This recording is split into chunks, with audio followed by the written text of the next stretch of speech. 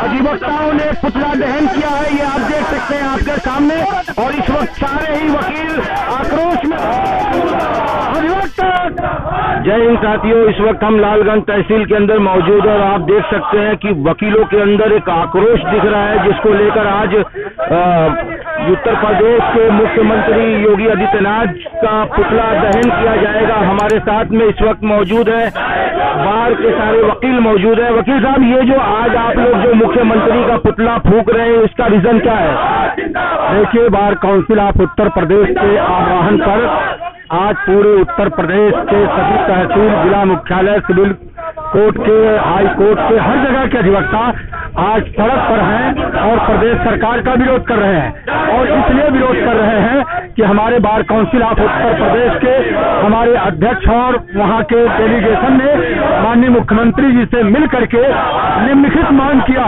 Number 1 मांग ये किया कि कम से कम अधिवक्ताओं को 60 साल उम्र व्यतीत होने पर उन्हें कम से कम 40,000 रुपया मंथली उनको पेंशन दी जाए और उनको चैम्बर बनाने के लिए उनको धन इलाज किया जाए।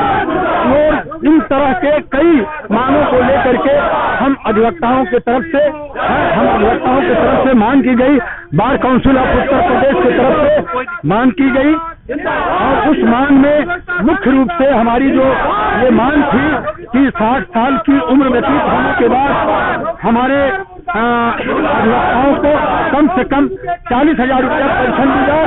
और साथ ही साथ यह मांग मुख्य रूप से थी कि अगर कोई अधिवक्ता की मृत्यु होती है या पत्रकार की मृत्यु होती है, दोनों लोगों को सेम तरीके से सरकार मुआवजा दे। तो ये खाली यहाँ पर लालगंज में है कि पूरे उत्तर भारत में है? पूरे उत्तर प्रदेश में है, पूरे उत्तर प्रदेश में है। ये हमारे उत्तर प्रदेश में योगी जी का पुतला दहन किया जाएगा। और हमारी एक महत्वपूर्ण मांग ये भी है कि एडवोकेट प्रोटेक्शन एक्ट लागू किया जाए, जैसा कि दूसरे प्रांतों में लागू हो गया है। हमारे उत्तर प्रदेश में भी एडवोकेट प्रोटेक्शन एक्ट लागू किया जाए। 60 वर्ष की अधिक आयु के लगभग 40 अधिवक्ताओं के लिए पेंशन। ये आप देख सकते हैं कि मुख्यमंत्री का पुतला दहन किया जा रहा है, लेकिन वहीं पर प्रशासन द्वारा देख सकते हैं कि क्या पुतला छीनने की कोशिश की जा रही है। इस पर आप क्या कहेंगे? जैसे अभी इस वक्त पुतला छीनने की कोशिश प्रशासन के द्वारा की जा रही है। चलिए, हमेशा लोकतंत्र में हमेशा विरोध का हमें ये कानूनी संवैधानिक अधिकार है। हम अपनी मांग के समर्थन में आज पूरे उत्तर प्रदेश के पैमाने पर अधिवक्ता सड़क पर हैं और हम ये मांग कर रहे हैं कि प्रदेश सरकार से जो हमारे 16/8/22 को हमारा प्रतिनिधि मंडल माननीय मुख्यमंत्री जी उत्तर प्रदेश सरकार से मिल करके हम 6 सूत्री मांग हमने दिया था, जिसमें प्रदेश के अधिवक्ताओं के लिए 5 लाख तक का मुफ्त चिकित्सा बीमा कराया जाए। ये हम आपको दिखाते हैं कि ये देखिए, उत्तर प्रदेश के मुख्यमंत्री योगी आदित्यनाथ का अधिवक्ताओं ने पुतला दहन किया है, ये आप देख सकते हैं आपके सामने। और इस वक्त सारे ही वकील आक्रोश में दिख रहे हैं, वकीलों के अंदर एक जोश दिख रहा है और सारे वकील एकजुट होकर एक जबान बोल रहे हैं, मांगे पूरी हो, हमारी मांगे पूरी हो, अभी तैयार आई है, हमारी मांगे पूरी हो,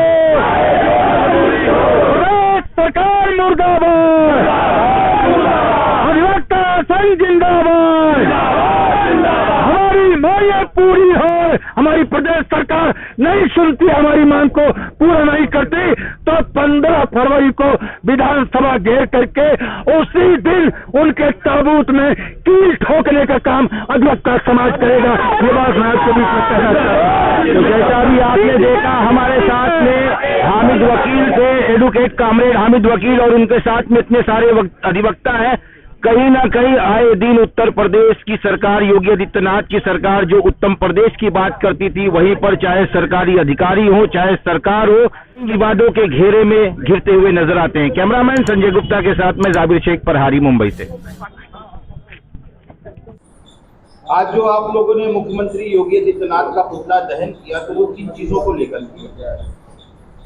सबसे पहले आप अपना परिचय दें। मैं बिन बासिर एडवोकेट और एल्डर कमेटी का चेयरमैन हूँ और उम्र में और एक्सपीरियंस में अधिवक्ताओं से सीनियर। आज जो कार्यक्रम हुआ है वह एक लंबे अरसे से बराबर अधिवक्ता अपनी समस्याओं को लेकर के सरकार को के संज्ञान में देते थे या बात करने के लिए प्रयासरत थे, और बराबर वकीलों को उपेक्षा होती गई। और पूरे इस कार्यकाल में कभी मुख्यमंत्री ने अधिवक्ता से बात करना स्वीकार नहीं किया।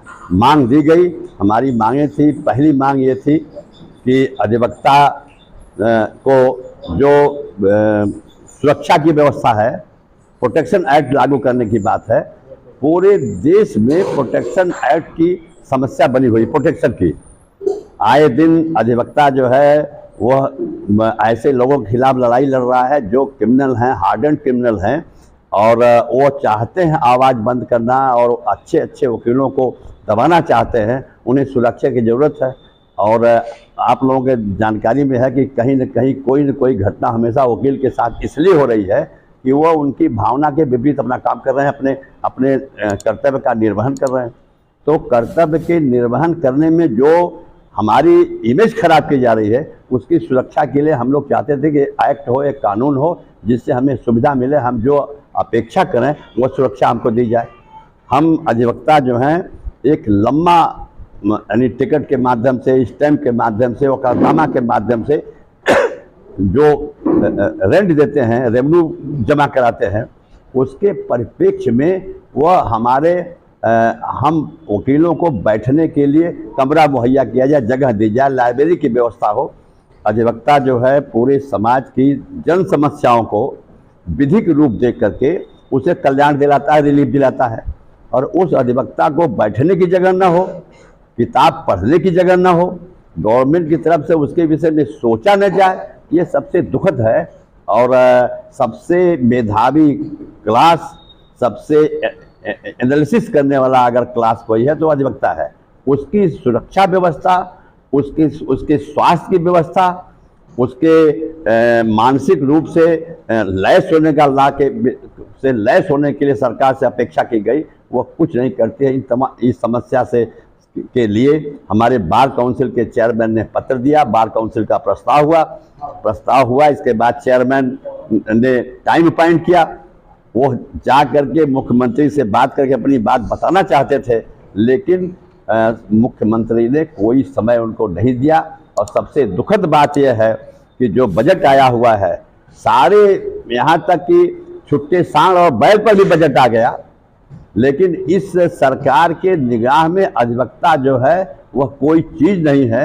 इसलिए कि ये तो जो हमारा मुख्यमंत्री है, इसको लोग बुलडोजर वाला बाबा कहते हैं। अगर कोई किसी की हत्या हो गई, हत्या में कोई मुलजिम हो गया, तो जो हमारा संविधान कहता है, कानून कहता है कि पुलिस अपना कर्तव्य पूरा करे, FIR दर्ज हो, उसका इन्वेस्टिगेशन हो और उसे सुपुर्द कर दिया जाए न्यायालय को, जज उसका निस्तारण करेगा। ये क्या करते हैं कि उसके चाहे जो अपराधी है, अभी वो अपराधी है, अपराध सिद्ध नहीं है, लेकिन उसका घर गिरा देते हैं। उनके बाल बच्चे जो हैं वह सड़क पर हो गए। हम मानते हैं कि ये गलत है, अपराध नहीं होना चाहिए, लेकिन अपराध करने वाले के माँ ने क्या किया, बाप ने क्या किया, बेटे ने क्या किया, उनके छोटे छोटे बच्चों ने किया गया। अगर आपने मकान गिरा दिया, ठंडक में, गर्मी में, बारिश में मकान गिरा दिया, तो ये जो हमारा मुख्यमंत्री है, इसे कानून से कोई मतलब नहीं है। बुलडोजर वाले बाबा की बात कर रहे हैं, तो योगी जी का बुलडोजर तो खाली यूपी में नहीं, वो तो पूरे हिंदुस्तान में फेमस हो गया है। लोग तो उसको बहुत लाइक कर रहे हैं कि बुलडोजर वाले बाबा बोल के। उस पर आप क्या कहेंगे? जो गलत है, जब संविधान और कानून की हम व्याख्या करते हैं और कानून के अंतर्गत जो है हर गलत काम किया का एक्ट दिया हुआ है कि उसकी ये सजा है, और उसके प्रोसेस दिए हुए हैं कि अगर कोई मर्डरर है, डकैत है, छिनैत है, कोई भी अपराध किया है तो FIR दर्ज होगा। पुलिस जो है अपने दायित्व का निर्वहन करेगी, केस इन्वेस्टिगेट करेगी और उसको मुलजिम को पकड़ करके सुपुर्द कर देगी जज के पास। बुलडोजर का कोई प्राविधान नहीं है। तो जिस बात का प्राविधान नहीं है, हमारा अगर मुख्यमंत्री उसको मानने को नहीं तैयार है, तो हम कैसे उम्मीद करेंगे दरोगा से, सिपाही से या एक आम आदमी से कि वो कानून का पालन करेगा। जो सबसे बड़ी चेयर पर बैठा हुआ है उस पंचायत में, तो उस पंचायत से हम उतना उम्मीद करते हैं कि वो कम से कम कानून का पालन करेगा। वो कानून का पालन करेगा तो कानून दूसरे लोग भी पालन करेंगे। अगर वो अपने हाथ में कानून लेंगे तो जितने लोग अधीनस्थ हैं वे सारे लोग कानून अपने हाथ में लेने लगेंगे और लॉलेसनेस क्रिएट हो जाएगी। और एक दिन भी अगर लॉलेसनेस क्रिएट हो गई देश में तो देश में एनार्की फैल जाएगी। तो ये डेमोक्रेसी हमेशा अनुशासन की नींव पर डेमोक्रेसी चलती है। अच्छा, आपके ज्ञापन में सर कुछ पत्रकारों के लिए, जैसा वकील साहब ने बताया कि अधिवक्ता और पत्रकारों के लिए भी कुछ आप लोग के प्रस्ताव हैं? हाँ, हमारे इसमें जो है ये जो मांग हुई है उसमें सीधे जो ये है ये चौथा है अधिवक्ता व पत्रकार के मृत्यु पर एक समान धनराशि दिया जाए। हम न तो आप पत्रकार के लिए कोई व्यवस्था है सरकार की तरफ, आप हमारी आवाज है।